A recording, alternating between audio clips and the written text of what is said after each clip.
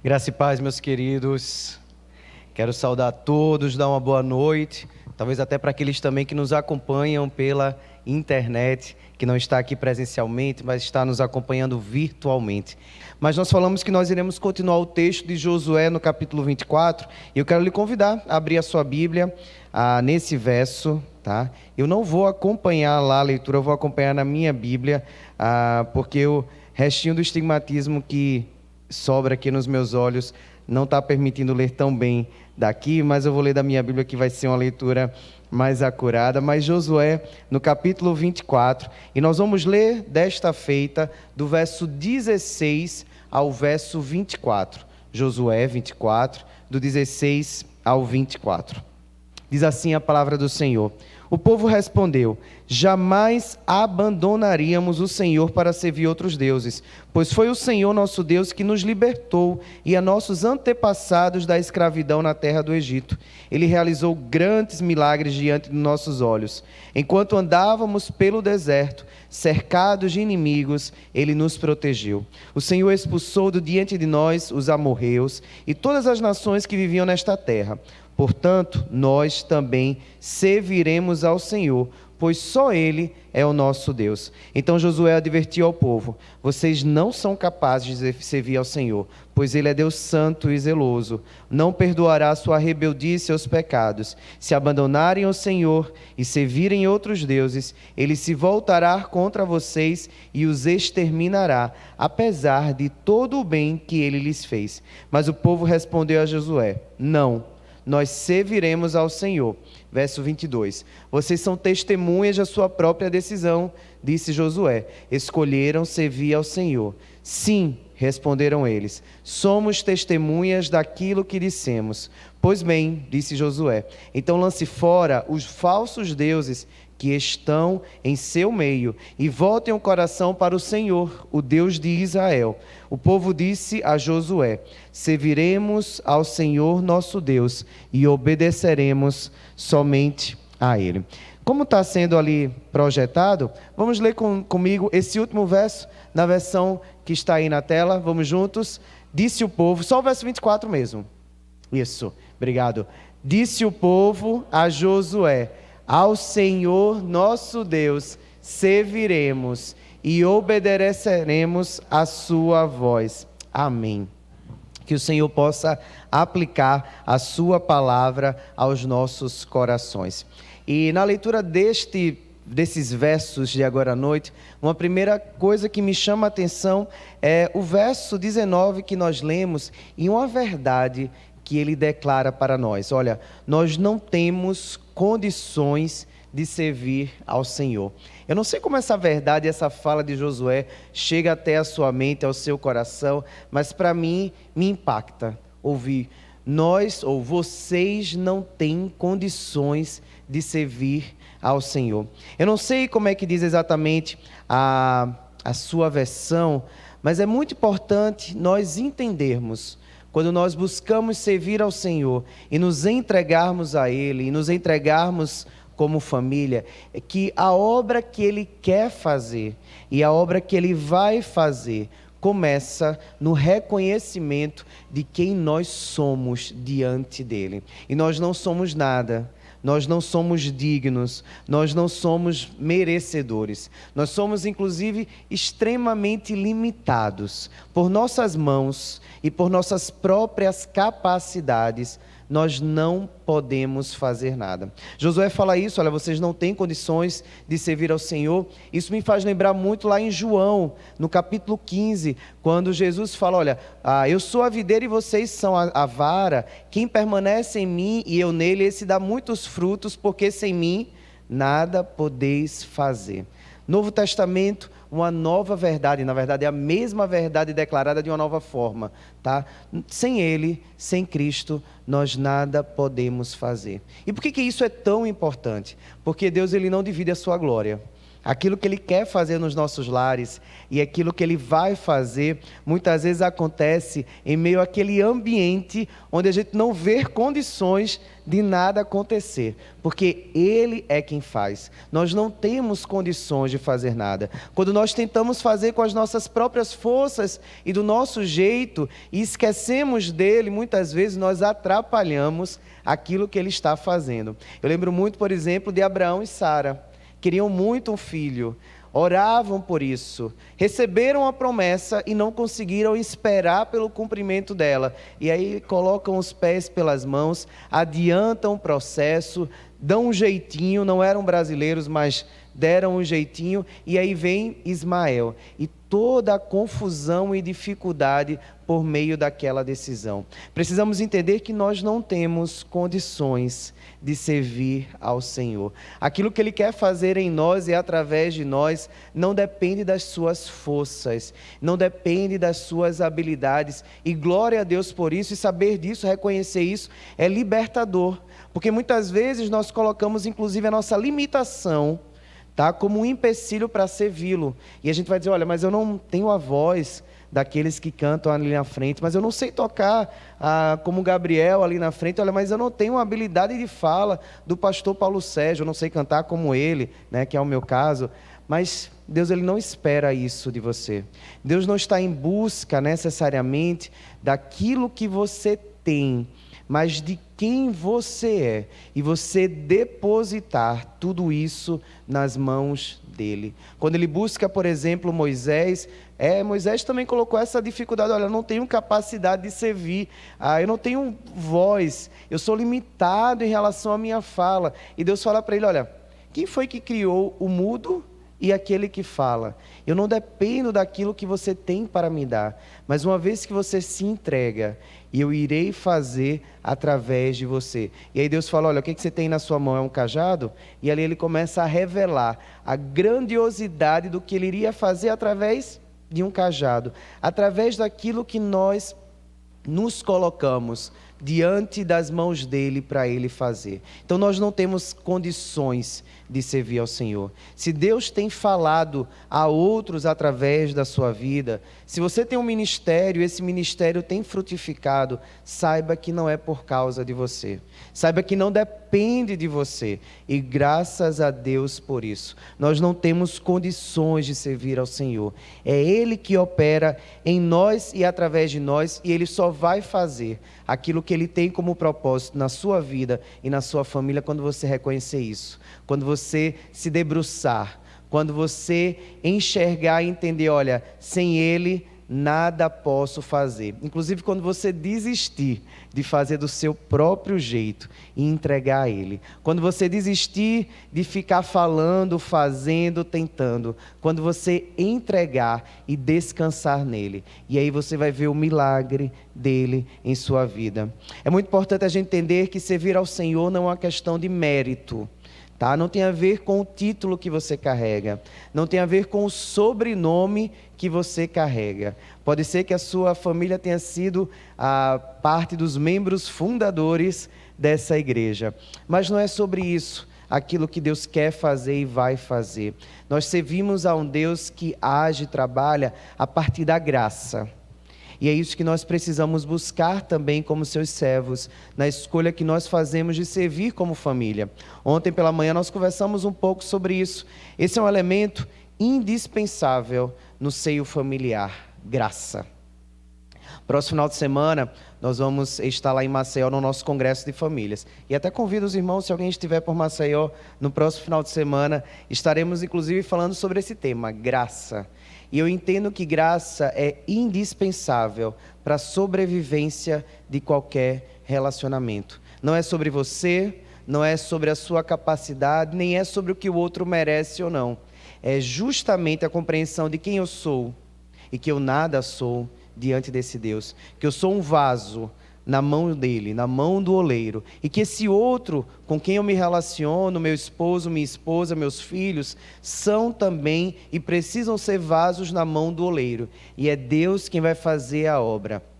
Através da graça dele, Ele e eu serei moldado e remoldado, e aí sim nós conseguiremos ser aquilo que Ele planejou para nós. E sim, com graça, a gente vai conseguir viver o relacionamento que Ele tem para nós. Nós não temos condição de servir ao Senhor. É pela graça dEle que nós servimos. E a necessidade de buscarmos essa graça no falar, no agir, no trato, nos relacionamentos, para que os laços sejam verdadeiramente fortalecidos. Mas é muito interessante ainda nesse verso 19 que ele fala, olha, vocês não têm condições de servir ao Senhor, pois Ele é Deus santo, Ele é Deus zeloso. E essa ideia do Deus zeloso é algo extremamente rico. No texto de Êxodo, essa expressão ela é trazida também de Deus como Deus zeloso, e ela vai aparecer em outros momentos do Antigo Testamento. E a ideia aqui, a própria expressão no hebraico é Elcana, que significa Deus que zela. Alguns traduzem até como Deus ciumento, e muitas vezes a gente não consegue entender essa ideia de ciúme de Deus. Como assim Deus ciumento? Ciúme parece uma coisa tão negativa, tão humana, né? Mas isso aqui não tem nada a ver com o ciúme humano. É o zelo no sentido de proteção. Deus zeloso porque Deus protege, guarda, reserva para si aquilo que pertence somente a Ele. Deus é um Deus que nos ama tanto, e Ele nos toma para si, e Ele nem divide a sua glória, nem nos divide com qualquer outro. É por isso que nós precisamos nos entregar por completo a Ele. E Deus espera de nós, como Deus zeloso, essa lealdade absoluta. E é por isso que Josué falou, olha, tomem muito cuidado com a decisão que vocês estão declarando, porque vocês não têm condições. Se vocês dizem que vão servir, vocês precisam cumprir aquilo que vocês estão falando. E é muito interessante que ao longo do Antigo Testamento, depois dessa palavra, muita coisa acontece. Nós temos ali o período dos juízes, dos reis, e o que nós mais vemos é o povo de Deus se afastando e voltando. O que nós mais vemos é o povo de Deus negociando a sua fé, o seu amor e essa decisão que tomaram. E por conta disso nós tivemos exílio, nós tivemos cativeiro, nós tivemos destruição. E é fantástico porque Deus, Ele usa inclusive a experiência de amor entre homem e mulher, a relação conjugal, para expressar o amor dele para o seu povo. E aí é quando Ele vai falar, olha, nisso eu sou zeloso e ciumento, vocês são meus. E inclusive Oséias, talvez uma grande referência ali no Antigo Testamento, que traz justamente isso. Olha, eu trago vocês de volta. Aquele que não era meu povo se torna meu povo. E esse movimento constante, ele inclusive faz questão de comparar, olha, o distanciamento de vocês, a quebra da lealdade de vocês, a idolatria de vocês é como a prostituição. É como a traição no relacionamento conjugal. Vocês estão me abandonando. E não foi isso que eu planejei para vocês. Eu sou Deus zeloso. Eu quero vocês para mim. Vocês me pertencem. E aquilo que vocês pedem para viver, e aquilo que eu tenho para vocês e para suas famílias, só é possível viver se vocês estiverem inteiros, completos, entregues na sua relação comigo. Assim como a aliança que nós carregamos e que nós buscamos que ela seja inquebrável, nós prometemos ser inquebrável, assim é também, e muito mais profunda, a aliança de Deus para conosco, a aliança de Deus para com a nossa família. O grande desafio que nós temos é porque Deus é fiel e zeloso na sua palavra e na sua promessa, mas nós somos extremamente falhos e negociamos a qualquer momento e por qualquer coisa essa lealdade, essa relação com Deus. É por isso que Josué fala para aquele povo, olha, vocês não têm condições de servir ao Senhor. Deus é zeloso. Deus, Ele é santo e Ele não vai perdoar a rebelião de vocês. E é por isso que nós precisamos entender quem nós somos. E através da graça dEle, buscarmos, nos relacionarmos e nos entregarmos. E entregarmos a nossa família a esse Deus zeloso, que cuida, mas que espera também lealdade.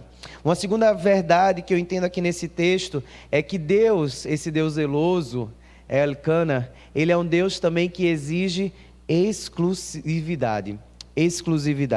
Ele fala que nós, ou na verdade ali o povo, não poderia servir ao Senhor justamente por conta desse ânimo dobre.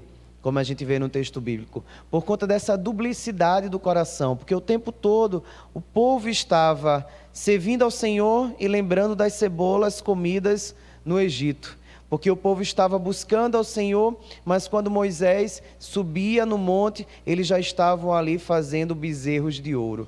E Josué declara ali para aquele povo: olha, Deus espera de vocês exclusividade. E quando eu penso na nossa família hoje, eu penso que nós precisamos buscar também essa exclusividade espiritual nas nossas casas. Nós precisamos priorizar a adoração ao Senhor. Nós precisamos resgatar o culto no lar, né? Aquele momento de adoração em família. Nós precisamos resgatar, inclusive, o ensino da verdade. E esse é um grande desafio que nós temos hoje, porque a nossa sociedade, pelo próprio relativismo, tem nos levado a negociar valores. E muitas vezes, dentro da nossa própria casa, nós temos dificuldade de ensinar a verdade aos nossos filhos. Nós estamos muitas vezes mais preocupados com o politicamente correto do que com a palavra do Senhor. E nós precisamos entender que Deus, Ele nos pede exclusividade espiritual nos nossos lares. Ele pede também intencionalidade no ensino dos nossos filhos. Essa foi uma palavra que eu conversei lá na sexta-feira, a ideia do ser intencional. E nós precisamos ser intencionais nos nossos relacionamentos. Nós precisamos ser intencionais naquilo que nós fazemos. Em Deuteronômio 6, Moisés havia instruído, inclusive antes aqui de Josué assumir a liderança, de que, olha, quando vocês estiverem com os filhos de vocês, se vocês estão andando, ensinem a palavra. Se vocês estão sentados comendo, ensinem a palavra. Se vocês estiverem deitados, ensinem, instruam a palavra. Coloquem isso nos ombrais, nos portais das casas de vocês. Se fosse nos dias de hoje, eles diziam: olha, coloca ali na porta da geladeira, né? Coloca ali como um lembrete na Alexia, para que ela possa estar falando, né, para os seus filhos a mensagem. E é importante a gente entender que precisamos ser intencionais no ensino da verdade e da palavra para os nossos filhos. Nossos filhos, eles têm acesso a muitas informações. E hoje em dia não apenas na escola e com os coleguinhas. Hoje em dia na palma da mão. Eles têm acesso a informações e a um mundo que a gente nem tem ideia. E a gente precisa ter muito cuidado com isso. No mês de abril nós tivemos um encontro com pais de adolescentes lá na nossa igreja, que nós promovemos junto com o Ministério de Juventude, trabalhando aquela série Adolescência, que saiu na Netflix, eu não sei se vocês assistiram. E aí nós conversamos justamente sobre aquela série em um livro chamado A Geração do Quarto. Eu não sei se vocês já tiveram a oportunidade de ler, mas até convido vocês a lerem. Não é um livro escrito por um cristão, mas ele traz verdades impactantes para nós como família. E ele fala sobre essa geração de adolescentes hoje que tem no quarto o refúgio, o esconderijo, e que muitas vezes nós estamos perdendo o contato, a relação com os nossos filhos, porque nós estamos normalizando aquilo que não deveria ser normal. Nossos filhos, eles precisam de espaço, eles precisam de respeito e precisam até da sua individualidade, mas eles não podem deixar de estar presentes no seio da família. Eles não podem de forma alguma ser privados da convivência. E isso depende de vocês, Pai. E aqui, quando a gente fala sobre a questão da exclusividade, envolve sim a intencionalidade, como nós apresentamos Cristo aos nossos filhos. Aqui é interessante pensar também que quando Josué orienta aquele povo sobre essa exclusividade que Deus esperava, ele estava falando para um povo que estava nesse momento entrando em terras que já eram povoadas, povos que estavam sendo destruídos, mas que haviam culturas diferentes, deuses diferentes, e ao longo ali daquele processo, muita coisa já havia sido misturada, né?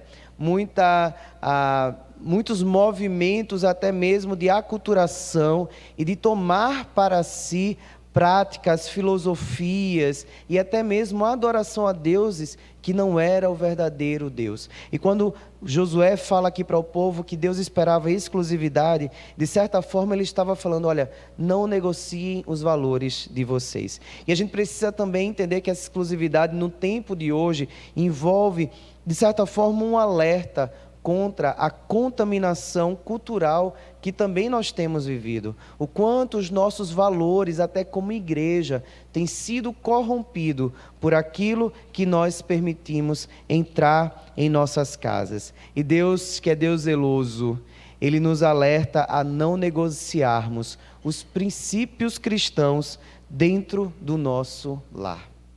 E a exclusividade que Ele pede, que Ele espera de nós, envolve também a santidade como estilo de vida.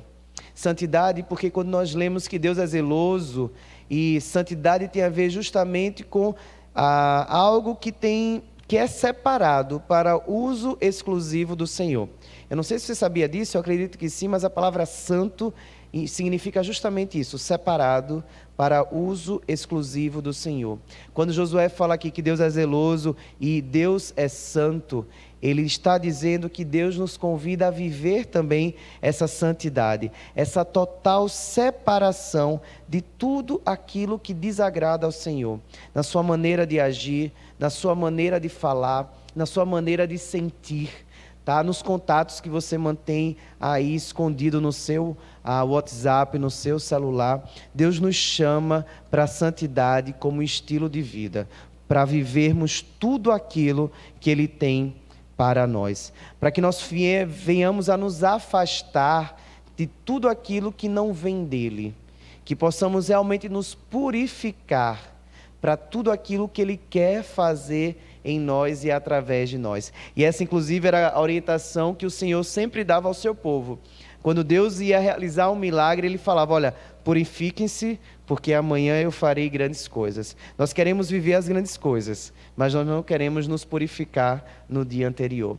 Deus nos chama para servi-lo e Ele é Deus zeloso, Ele é Deus santo. E nós precisamos sim purificar as nossas mentes, os nossos corações, mas nós não somos capazes de servi-lo. E é por isso que nós precisamos, com graça, buscarmos o Espírito Santo. E é Ele quem opera em nós tudo aquilo que precisa ser realizado para que nós venhamos com santidade servir ao nosso Deus. Mas há uma última orientação que o texto de Josué 24 nos traz, uma palavra de Josué para aquele povo. Ele fala, olha, vocês são testemunhas da sua própria decisão. Vocês estão dizendo que escolhem servir ao Senhor. E aí o povo diz, sim, somos testemunhas daquilo que nós dissemos. E aí no verso 23, Josué diz, pois bem, então lancem fora os falsos deuses que estão em seu meio e voltem o coração para o Senhor. E eu não sei quais são os falsos deuses que hoje estão no seu meio. E talvez você até pense, mas pastor, a gente serve ao Senhor há muitos anos. Nós inclusive nascemos no lar cristão. Não existe nenhum Deus, nenhuma imagem, nenhum ídolo na nossa casa.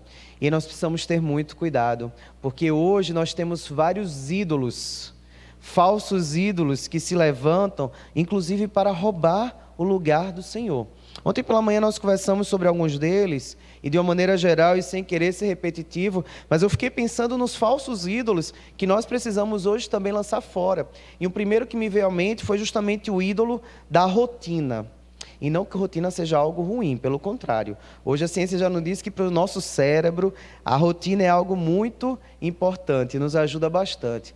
Porém, quando a rotina ela se torna um Deus, quando a correria, a rotina acelerada, o excesso de trabalho e de distrações começam a ocupar o primeiro lugar na nossa casa, nós estamos deixando que isso roube o lugar que é do Senhor. E com isso nós perdemos tempo de qualidade com Deus, nós perdemos o espaço de Deus na nossa vida e na nossa casa, e nós vamos nos desconectando uns com os outros. E é muito importante entender, tá? Ainda que sejamos abençoados na era virtual, porque hoje a gente consegue falar com pessoas que amamos e que estão longe, né? Fomos salvos durante a pandemia, até porque até os cultos foram virtuais, tá? E nada contra você que está nos acompanhando virtualmente, mas eu preciso dizer que quando a gente fala sobre relacionamento com Deus e relacionamento como igreja e como comunidade, nada substitui a presença. Na verdade, relacionamentos não se sustentam com ou sem a presença. Precisamos da presença física, da presença emocional, da presença espiritual. E se há hoje qualquer coisa na sua casa, seja o que for, o seu trabalho, os seus estudos, seja o que for, roubando o espaço de presença pessoal, emocional, espiritual com Deus ou com qualquer membro da sua família, tome cuidado, porque isso pode ser um ídolo que você não está percebendo, mas que, como Josué fala, precisa ser lançado fora.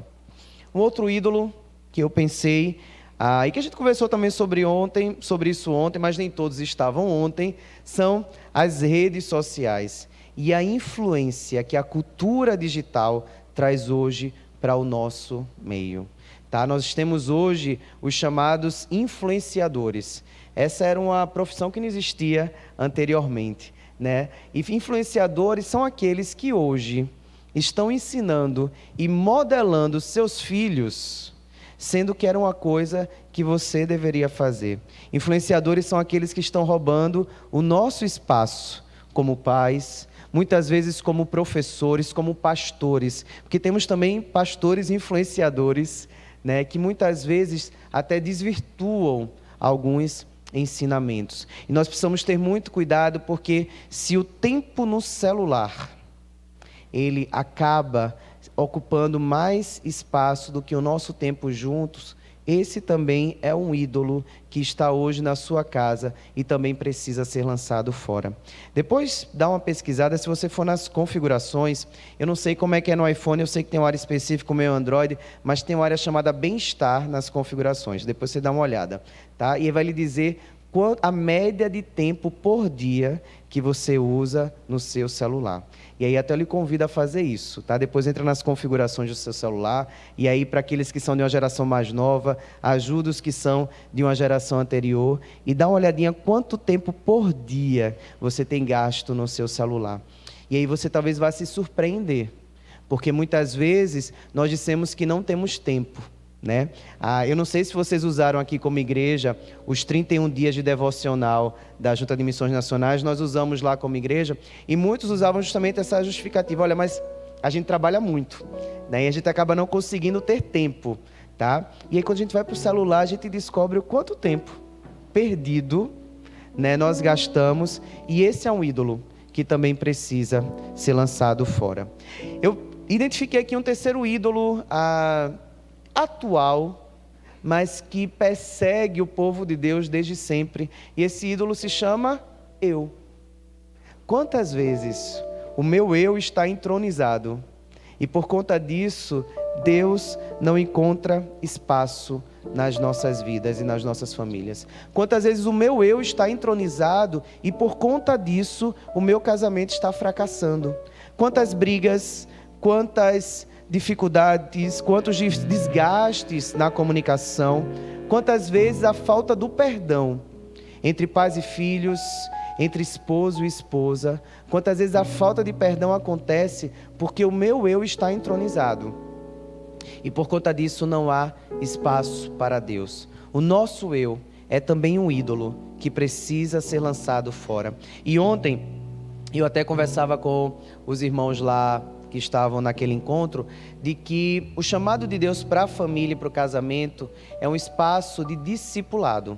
Nós precisamos entender que nas nossas relações familiares e conjugais, nós somos responsáveis por discipular esses que estão ao nosso lado e sermos discipulados. E o discipulado de Jesus, ele é bem claro e direto. Discipulado, eu não sei se você vai lembrar sobre esse texto, ele fala: se você quer ser meu discípulo, lembra o que tem que fazer? Negue-se a si mesmo, tome a sua cruz e siga-me. Eu preciso destronar o eu, para que Deus tenha espaço. Para lembrar da tua última briga com o teu marido e a tua esposa. Eu não sei se aqui os casais brigam, mas lá em Maceió tem muitos casais que brigam. Lembra da tua última discussão dentro de casa com alguém importante para você. E para pensar se nessa fala, se nesse atrito, se o eu não estava muito presente, né? Talvez se o você apontando, mas você isso, você aquilo, você sempre isso, você sempre aquilo. Isso demonstra o quanto o eu está entronizado. Enquanto nós não abrirmos espaço para Deus ocupar o lugar que é dele, nós estaremos nos perdendo nos nossos relacionamentos. E é por isso que o eu também precisa ser destronado. Eu coloquei ainda mais outros 2 ídolos. O secularismo, que de certa forma tem a ver com o quê? A retirada de tudo aquilo que é sobre Deus e de Deus do nosso meio. E infelizmente, em muitos países, hoje inclusive na hora do almoço, nós conversávamos sobre isso, né? Ontem também surgiu essa conversa junto com o casal com quem nós jantamos, o quanto alguns países, inclusive de primeiro mundo, né? Eles têm secularizado e por conta disso não há mais espaço para Deus na vida das pessoas, nas escolas, nas instituições. Nós vivemos uma guerra hoje em dia, porque inclusive símbolos cristãos, né, têm sido perseguidos e até uma busca de retirá-los de alguns espaços. E eles podem até sair de uma sociedade que não é cristã, mas eles não podem perder espaço na nossa casa, na nossa família. E eu não falo apenas de símbolos físicos, mas acima de tudo, a palavra. E a palavra eu não falo apenas ela aberta no móvel da sua sala, mas eu falo da palavra vivida. A palavra sendo ensinada, pregada e vivida. E muitas vezes o secularismo tem sido também esse ídolo que precisa ser lançado fora.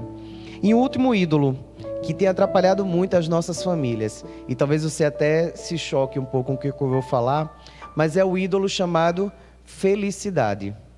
E por que eu digo isso? Porque muitas vezes as nossas decisões contrárias ao que Deus quer para nós é motivada justamente pela justificativa da felicidade. E a crença errônea de que Deus está ocupado com a nossa felicidade. E eu preciso te dizer que Deus hoje ele está muito mais preocupado e ocupado com a nossa santidade do que a nossa felicidade. Deus ele está muito mais interessado do que você esteja rendido a Ele, obedecendo a sua vontade. E assim sim, se nós obedecemos à vontade dEle, nós vamos conhecer aquilo que é bom, perfeito e agradável, mas não o oposto. A felicidade não pode vir primeiro. E quantos casamentos são rompidos porque a gente precisa ser feliz? E muitas vezes o que está sendo feito ali é a minha vontade e não a vontade do Senhor. Quantas decisões erradas, quantos filhos saindo de casa, quantos filhos rompendo com seus pais, com seus avós, com a sua família, porque eu preciso ir em busca da minha felicidade.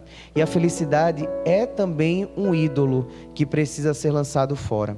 Porque enquanto a sua felicidade estiver entronizada, você não vai viver a bem-aventurança, o que significa ser verdadeiramente feliz. Mas a partir do momento que você reconhecer quem você é, que você entregar a sua vida e a sua família a Deus, que você renunciar a você mesmo, você vai ver que aí sim, você vai viver e experimentar aquilo que é a verdadeira felicidade. E é por isso que o convite do Senhor é: lancem fora tudo aquilo que hoje tem tomado o meu lugar na vida e na família de vocês. E eu não sei hoje o que é que tem tomado o lugar de Deus na sua casa, na sua vida, no seu tempo. Eu não sei o que é que tem te atrapalhado de servir. Eu não sei que luta você está vivendo e talvez você veio de manhã, ouviu a palavra, está aqui novamente, Deus está te incomodando, mas você não está conseguindo dizer um sim para o Senhor. Eu não sei que ídolo é esse, mas o que eu tenho para dizer para você é que Deus tem grandes coisas para a sua vida e para a sua família. E essas grandes coisas não têm a ver com os seus planos e os seus projetos, mas tem a ver com os planos e os projetos do Senhor. Porque aí sim há alegria, porque aí sim há felicidade, aí sim há a experiência de viver aquilo que só Deus pode fazer. E o que Deus quer que venhamos a fazer não é ter um lar perfeito, um casamento perfeito, uma família perfeita, mas um lar, um casamento e uma família consagrada, que decidiu servir, eu e minha casa servir ao Senhor, que decidiu viver a exclusividade da santidade a Deus, totalmente separado, que decidiu lançar fora todos os deuses e entregar o lugar que é somente dele a Ele. Eu vou lhe convidar a orar nesse momento. E eu queria que você guardasse algumas verdades. A primeira delas é: zele pela sua família. A segunda verdade é: adore ao Senhor com exclusividade. E a terceira: lance fora da sua casa tudo que hoje tem desagradado ao Senhor e que tem lhe afastado de viver o que Ele tem para a sua vida, seu casamento e a sua família. Apresente isso ao Senhor nesse momento e nós vamos orar, mas vamos também cantar juntos uma canção. Nós cantamos ela no momento do culto, e eu pedi para o grupo de louvor nos levar novamente a essa adoração. E essa canção, ela tem como título Jeová Jireh. E é exatamente isso que nós cremos: o Deus que tudo provê. Lembre que você não é capaz de servi-lo, mas Ele opera em você, tanto querer como efetuar. Lembre que Jeová Jireh, o Deus da provisão, é aquele que vai fazer novamente aquilo que parece até que se perdeu.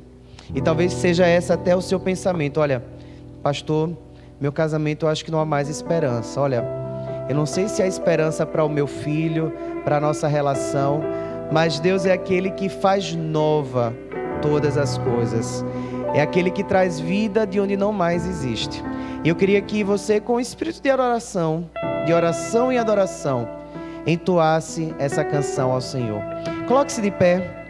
Vamos declarar que esse Jeová Jireh irá prover sobre a nossa vida e sobre a nossa casa. E nós vamos orar. Eu quero desafiá-lo, como eu vi isso pela manhã. Você vai permanecer de pé, mas o meu desafio vai ser convidar famílias que queiram se apresentar ao Senhor nesse momento aqui à frente. Eu quero orar pela sua vida, eu quero orar pela sua família, pelo seu casamento. Talvez você entendeu: olha, eu preciso lançar fora falsos deuses, eu preciso me entregar com exclusividade. Eu quero entregar ao Senhor meu casamento, eu quero entregar ao Senhor os meus filhos. Eu queria meus filhos inclusive aqui nesta noite, mas eles não estão. Mas eu creio no Jeová Jireh, que vai fazer de novo, que vai prover, que vai fazer aquilo que parece até impossível. Eu quero lhe convidar a corajosamente vir aqui à frente para que a gente possa orar pela sua vida. Eu não quero lhe expor, mas eu quero lhe apresentar ao Senhor. Esse é um ato de coragem, é um ato de entrega. Estamos declarando: olha, eu e minha casa vamos servir ao Senhor. E tudo aquilo, todos os ajustes que nós precisarmos fazer, tudo aquilo que for necessário, nós queremos declarar aqui juntos: nossa vida não é nossa, nossa família não é nossa, nossos filhos não são nossos, e nós entregamos ao Jeová Jireh.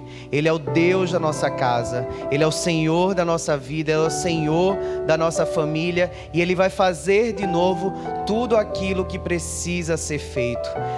Temos talvez apenas aqui o fogo, temos aqui a lenha, mas não conseguimos entender onde está o sacrifício.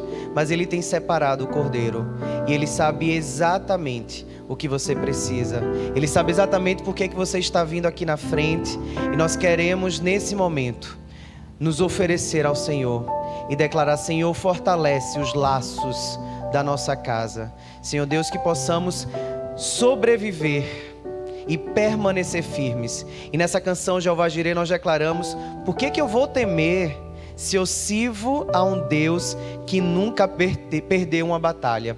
E eu não sei qual é a batalha que você está vivendo na sua casa hoje. Eu não sei se é uma batalha contra uma doença, eu não sei se é uma batalha contra o ciúme, contra a traição, contra alguma dificuldade no relacionamento, mas eu quero declarar a vitória do Deus que é Jeová Jireh, do Deus a quem nós servimos e que nunca falhou e não falhará.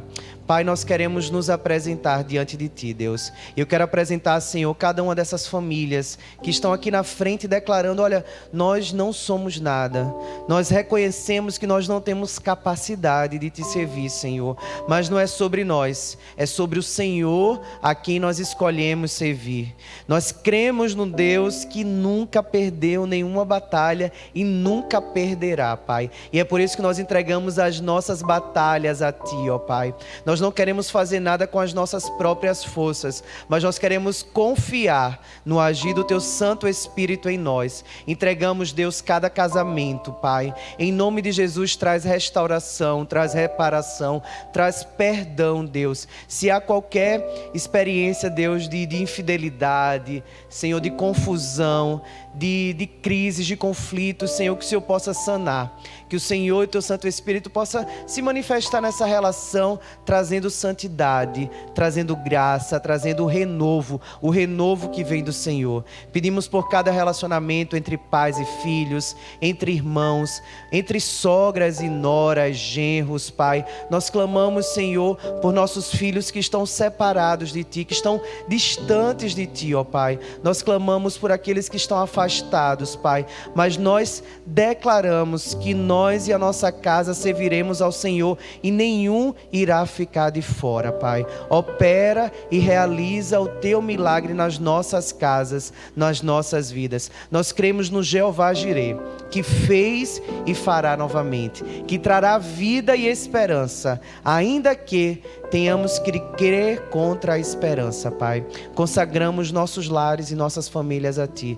Fortalece os nossos lares e que a nossa casa seja a casa de oração. Que nossa casa possa refletir a glória do Senhor. Que sejamos abençoados para abençoar todos à nossa volta. É a nossa oração em nome de Jesus. Amém. Que Deus possa abençoar ricamente a vida de cada um de vocês.